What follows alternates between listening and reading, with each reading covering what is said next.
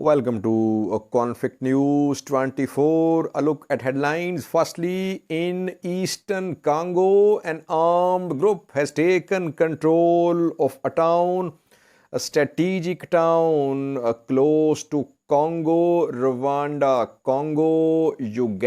border. Congo has been accusing Rwanda of backing these fighters who are in control of this town in eastern Congo. We have details for you. The two countries are involved in escalation in border areas, Rwanda and Congo. Secondly, Russia has pulled out of grain deal signed in July with the Turkish and UN mediation. The announcement came after Ukraine attacked Crimean Sevastopol port city's naval yard. What happened there?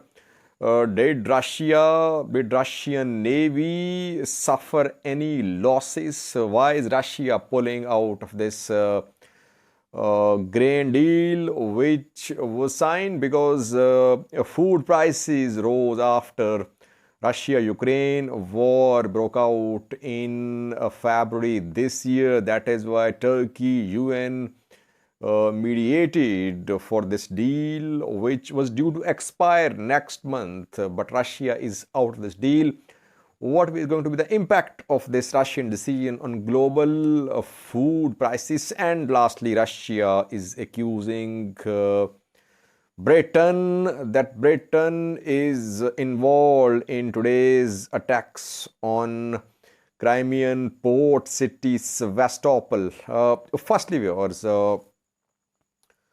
M-23 fighters have taken control of a town, a strategic town in eastern Congo. Name of the town is Kiwanja. Kiwanja is in Kivu region, the Kivu province of eastern Congo. In eastern Congo, in Kivu, North Kivu province, in Rutshuru zone, Kiwanja town has come under the control of M-23 fighters. M-23, March 23 movement was disarmed in Congo around a decade ago. Fighters of this movement fought against Congo's forces in 2012, 2013. Back then, Congo accused neighboring countries, Rwanda and Uganda, of backing M-23 fighters. M-23 was disarmed, but last year, at the end of last year, M-23 was reactivated. Since then, Congo has been accusing Rwanda that Rwanda is backing M-23 fighters, not Uganda. Congo is mainly accusing Rwanda. And these M-23 fighters are operating in areas of Congo which are close to Rwandan border. And today, these M-23 fighters took control of Kiwanja, which is in North Kivu province of Congo, which shares a border which is very close to Rwanda. M-23 fighters are now advancing towards Goma, which is a main city on Rwanda-Congo border. Rwanda and Congo, two African countries, have been involved in this conflict for years. Rwanda is a small country, just 1.12% the size of Congo is Rwanda. Congo's population is around 101 million and Rwanda's population around 12 million. So Congo is a big country, Rwanda is a small country. Rwanda accuses Congo that a Rwandan opposition armed group is operating in Congo, that Congo's government backs FDLR, Democratic Forces for Liberation of Rwanda, that this opposition armed group which wants to topple Rwandan government has its basis in Congo. Congo denies this allegation. So, Rwanda is involved in eastern Congo. Rwanda is backing M-23 fighters who have taken control of Kiwanja and they are moving towards Goma. Goma has been cut off because Kiwanja is on the main road which links Goma with northern Congo. Tensions are rising. Both countries are accusing each other. Rwanda said that its territorial integrity is being violated by Congo's forces.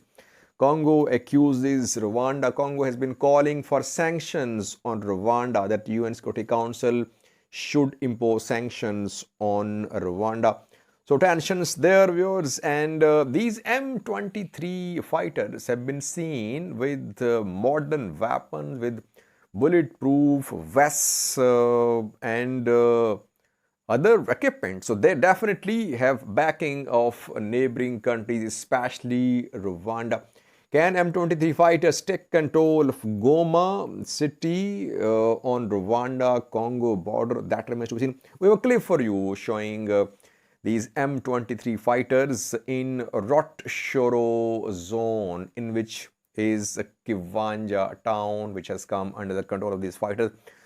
Meanwhile, in just 1 week, around 40,000 civilians have been displaced in the areas where these M-23 fighters are trying to advance towards Goma city. What the clip showing M-23 fighters in Rwanda, which is in Kivu province of Congo.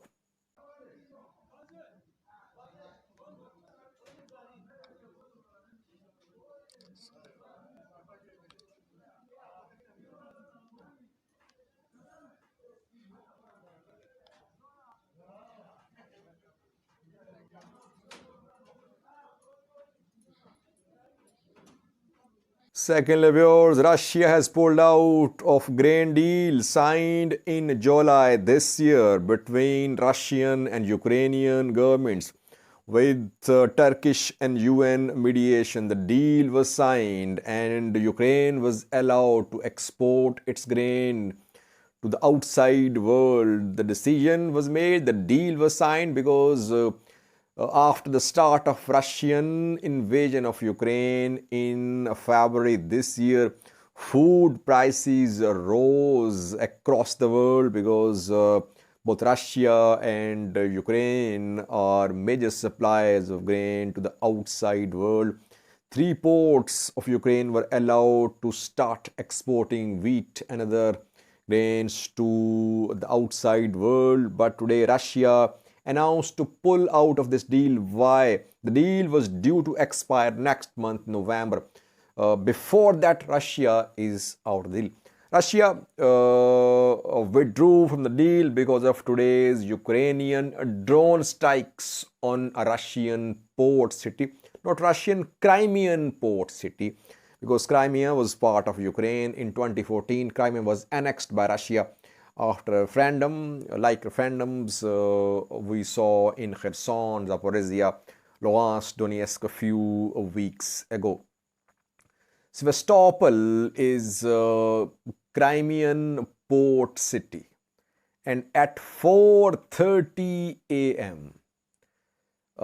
Saturday morning, 9 Ukrainian drones and 9 aerial drones and 7 naval drones launched a major attack on a naval yard at Sevastopol port city.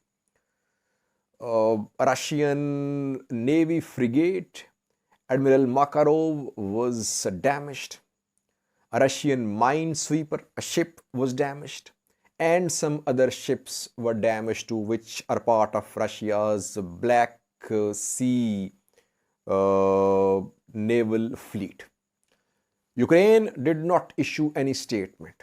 Russia said that it was a terrorist attack and it was the biggest drone attack on Russian naval assets since the start of this conflict in February this year. By the way, in recent days, we have seen that Russia accelerated use of Iranian drones. Iran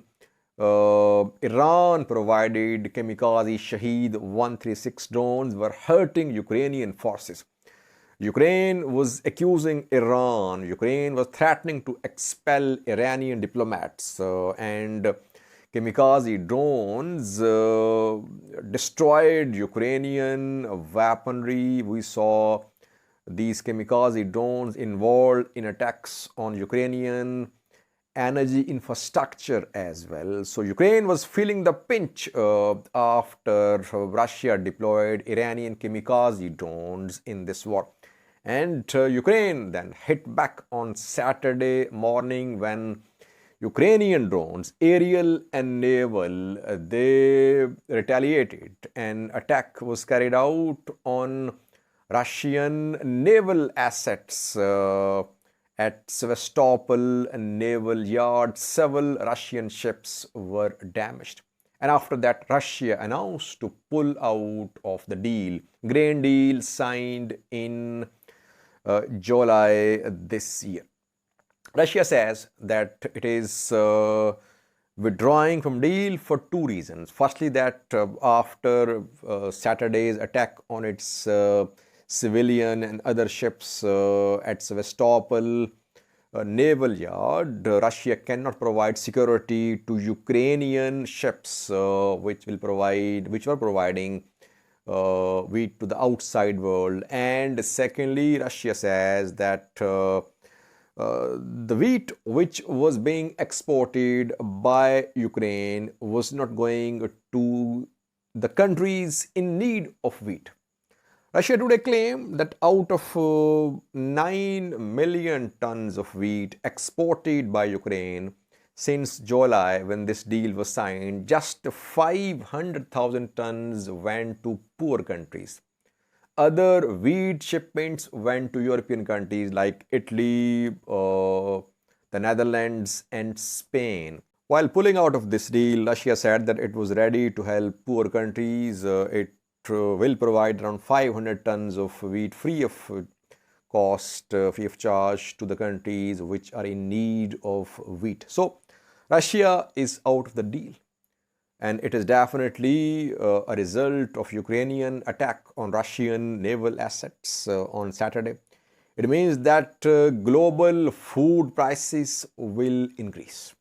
There was hope that after July's deal, food prices could come down. So we could see soaring food prices across the world, especially in Africa, where there is already shortage of food. Droughts, conflicts have led to food crises in several parts of Africa. And today's Russian decision of pulling out of the deal will lead to energy prices crisis, especially food prices crisis around the world. And lastly, Russia today accused Britain that Britain is involved in Saturday's drone strikes on Russian naval assets at Sevastopol naval port. Russia said that British operators and British experts trained Ukrainian forces for Saturday's drone strikes on Russian naval assets.